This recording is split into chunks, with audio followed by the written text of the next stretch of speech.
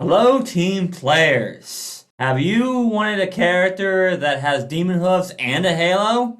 Or maybe you just want to summon angels and demons? Well, today we're talking about the Nephilim versatile heritage from Player Core 1. Let's dive in. So, of course, I'm going to start with lineages, starting with Angelkin. You become trained in society, or another skill if you're already trained in it. You also know the language of angels, Empyrean, and gain the multilingual skill feat. This one's a pretty good out-of-combat one, as being able to speak multiple languages can definitely help you out, especially being able to talk with angels in certain campaigns. Characters with high intelligence may consider taking this lineage. Next, for the celestial lineages, we have Lawbringer. This one's more of a defensive option, but if you want to be descendant from Archons, this is the lineage you want to take. You gain a +1 bonus to saves against emotion effects, such as fear spells and the intimidation skill. In addition, if you roll a success on a save against an emotion effect, you get a critical success instead. So if you want to be descended from Archons, or you think you might have trouble with emotion effects, this may be a lineage to pick up. And finally, for celestial lineages, we have one of the best ones, Muse Touched. You gain a +1 bonus on checks to escape. In addition, if you roll a critical failure on an attempt to escape, you get a failure instead, and if you roll a success, you get a critical success instead. This one is fantastic for spellcasters, as the last thing most spellcasters want is to get grappled. But sometimes it's gonna happen. So being able to easily get out of that is gonna be great. Another reason you might take this lineage is if you want to be descended from Azatas. Of course, we can't be a Nephilim without also having demonic blood in our veins. So, it's time to talk about the demonic lineages, starting with Grimspawn. This is the lineage you want to take if you want to be descended from Daemons. You gain the Die Hard General Feats. This one is fantastic for a lot of characters because it opens up a free general feat slot. Die Hard is one of the best general feats you can take. General feats by their very nature are the best feats in the game. And Die Hard is one of the best defensive options you can take, as more survivability is always good. Taking Hellspawn means that you are descended from devils. You become trained in deception and legal lore. You also gain the Lie to Me skill feat. This one makes total sense because devils are known for contracts and tricking people into them. Again, this is really more of an out-of-combat lineage, but being trained in deception does mean you can feint people. And the last lineage for the Nephilim is Pitborn, which means you are descended from demons. You become trained in athletics. In addition, you gain 1 athletic skill feat with a prerequisite of trained in athletics, which could be anything from quick climb to Titan Wrestler. This is by far the best in combat lineage, and it's the most versatile as well, as you get to pick what skill feat you get. Very, very useful. So those are all the lineages you can take at level 1. But what about the other first level feats you can take? Well, for starters, you can take Bestial Manifestation. This gives you 1 of 4 unarmed attacks. A claw that deals 1d4 slashing damage, a hoof that deals 1d6 bludgeoning damage, a set of jaws that deals 1d6 piercing damage, or a tail that deals 1d4 bludgeoning damage. All these weapons have the finesse trait, allowing you to use your dexterity to hit. And some of them have the agile trait, reducing your multiple attack penalty. If you want an unarmed attack from your ancestry as a Nephilim, this is the feat to take. Next we've got the Halo feat. This gives you the constant effects of a Divine Light cantrip, but you can use the sustain action to suppress or reestablish the light from your halo.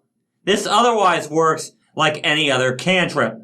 If you didn't get dark vision from becoming a Nephilim, you can take Nephilim Eyes to gain it. thus allowing any Nephilim to have dark vision. Nephilim lore gives you training in either diplomacy or intimidation, as well as religion. You also gain the additional lore skill feats for a lore subcategory of a plane that you can trace your lineage to. Like for instance, if you're a celestial Nephilim, then you might gain heaven lore. And finally, for level 1 feats, we have nimble hooves, which increases your speed by 5 feet. This isn't cumulative with other ancestry feats such as nimble elf, but it is cumulative with general feats such as fleet.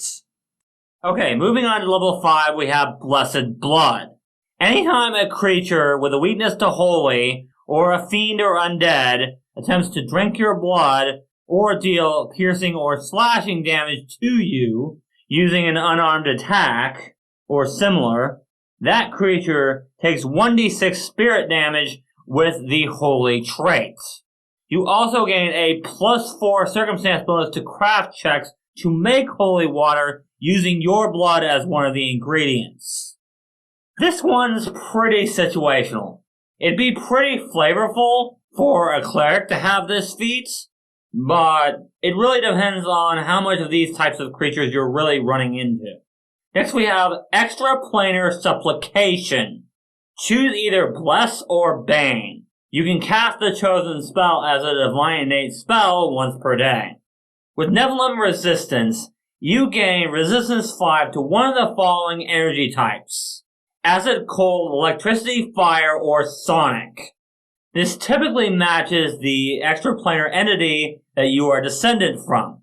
For instance, an Adelkin might choose resistance to cold, whereas a Hellspawn might choose resistance to fire. Moving on, we have one of my favorite new feats from the Nephilim heritage, Scion of Many Planes. Choose one Nephilim lineage feat you do not already possess. You gain that feat and all of its benefits, even if you've already selected a lineage at first level. So this one really does allow you to be quarter demon, quarter angel, if you want. And finally, for level 5, we have Skillful Tail. You can perform simple interact actions using your tail. Things like opening an unlocked door. But you can't use this feat to accomplish anything that would require a check to accomplish or to hold items.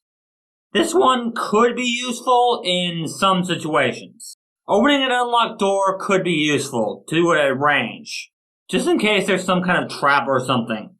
Okay, for level 9 ancestry feats, we're going to start with Celestial Magic. This one requires a lineage feat that is associated with Celestials. You choose 2 of the following spells: Clear Mind, Everlight, Humanoid Form, Revealing Light, Share Life, or Sure Footing. You can cast both of those spells as innate 2nd level divine spells once per day. There are ways of using just about every spell on this list for teamwork. Overall, which 2 you pick is going to depend on your campaign. And of course, the character you're playing. Divine Countermeasures just gives you a +1 bonus on all saving throws against divine effects. This one is very situational. There aren't many creatures out there that use divine effects. But at least it's all divine effects and not just divine spells. So yeah, if you're running into a lot of creatures that use divine effects, then pick this up. Otherwise, pick something else. With Divine Wings, you gain a fly speed equal to your land speed for 10 minutes once per day.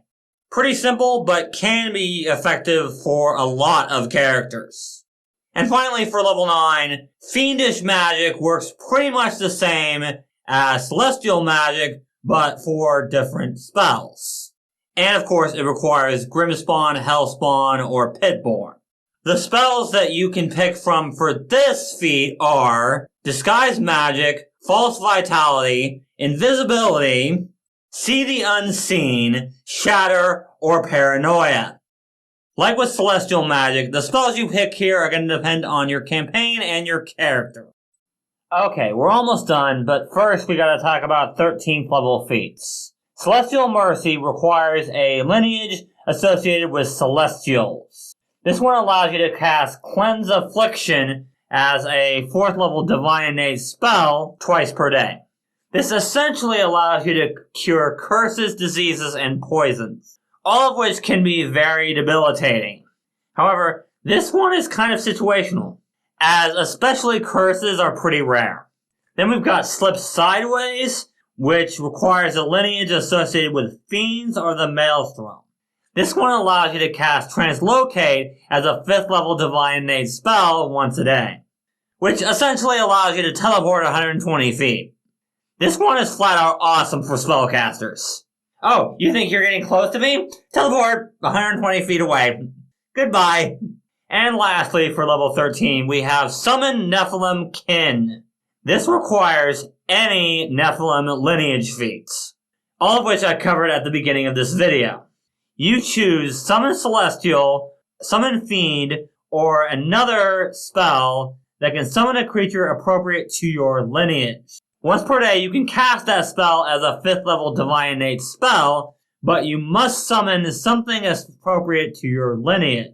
So if you're a Pitborn, you have to summon something with the demon traits. Or if you're an Angelkin, you need to summon something with the angel traits. So on and so forth. You get the idea. And lastly, for level 17, we've got 2 feats. First up is Divine Declaration. You can cast Divine Decree as a 7th level Divine Innate spell once per day. This allows you to do a bunch of spirit damage, but more importantly, enfeeble the target and maybe even send it back to its own home plane. In addition, if the creature is 10th level or lower, it becomes paralyzed or might even die. Although that last effect probably isn't going to come up very often. But the other effects are amazing, and the fact that you can cast it once per day, even if you aren't a divine spellcaster, is amazing. And the last feat we got for the Nephilim in the player core is, of course, Eternal Wings, allowing us to fly all the time rather than once per day for 10 minutes. So it's an even better version of Divine Wings. Overall, I gotta say, I like how they combined the Asmar and the Tiefling in this book. There's definitely some flavorful options here. And I do like the Scion of Many Planes, so you can combine 2 lineages in one. Whether that's a Celestial and a Demonic, or 2 Demonics or 2 Celestials. But at the same time, I do kind of wish that they didn't have to get rid of the Asmar and the Tiefling. I understand why they had to, but it is what it is. Anyway, if you guys enjoyed this video, leave a like, and don't forget to check out the Patreon page for exclusive perks. You can check out that link and links to my Discord and my social media in the description below. I'm working on a video for a couple of fighter builds coming up here this week, so if you want to see fighter teamwork tricks, you can check out this video here. Thank you guys so much for watching, and remember, teamwork is vital. It helps us solve problems.